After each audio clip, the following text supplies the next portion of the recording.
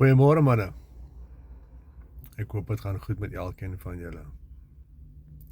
Ons is hier, ons is geseënd, ons het nog 'n dag gemaak. En dit was dalk nie vir jou maklik die afgelope tyd nie. En dit gaan dalk nie vir jou maklik wees in die toekoms nie. Want jy bekommer jou oor dinge waaroor jy nie beheer het vandag nie. Ek ook. Bekommer my ook oor dinge waaroor ek nie beheer het nie. Ek het ook 'n gesin waarvoor daar gesorg moet word. Dinge wat betaal moet word. En ek bekommer my ook, net soos jy. Maar hoe klein gelowig is ons dan nou nie.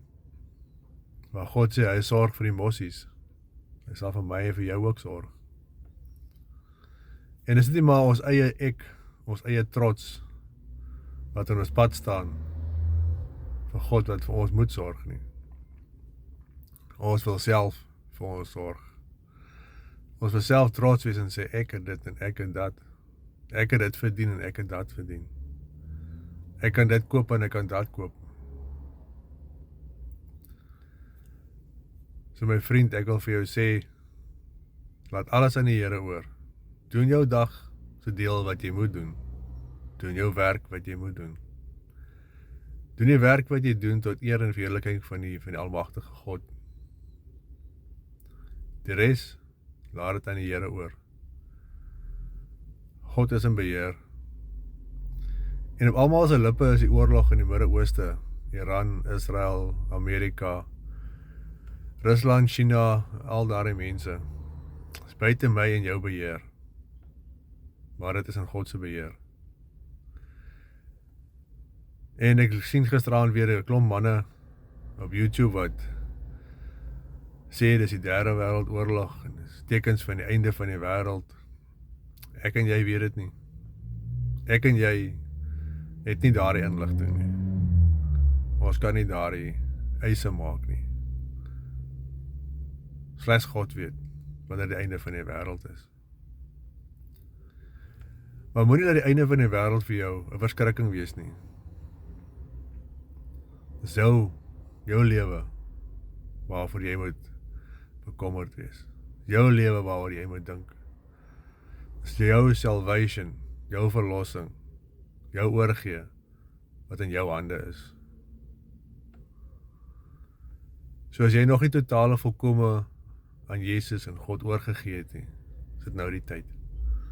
Moenie bekommerd wees oor ander mense, ander lande, ander oorloë en eindtye nie.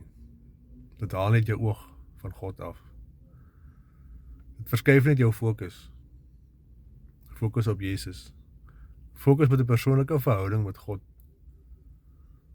Moenie worry oor die res nie. Dis nie jou probleem nie. Dis nie jou geveg nie. Ja, is maklik om te sê, nee. Is moeilik om te leef. Ek weet, ek raak ook meegevoer. Al hierdie oorloë en nuus en dinge wat kom. En net soos jy het ek ook bekommernisse oor die dag van môre.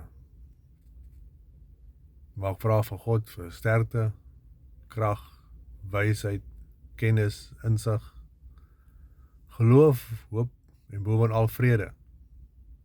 Vir myself, my vrou en my kinders, en die mense wie ek lief is. My vriend, mag vandag vir jou 'n pragtige dag wees. Hou vas aan God se woord. En onthou, hierdie woord van God is onfeilbaar. As jy nie weet wat om te doen nie, dan stof jou Bybel af. Slaan hom oop, begin net lees. Dit is soos koel water op 'n warm dag. Psalm 23. Lei my na waterstrome waar daar vrede is. Mag jy 'n fantastiese wonderlike dag geniet. Mag God jou vandag seën, jou kalmte gee, jou seën met wysheid. En soek alleeers die koninkryk van God, want hy is jou waarlike verlosser.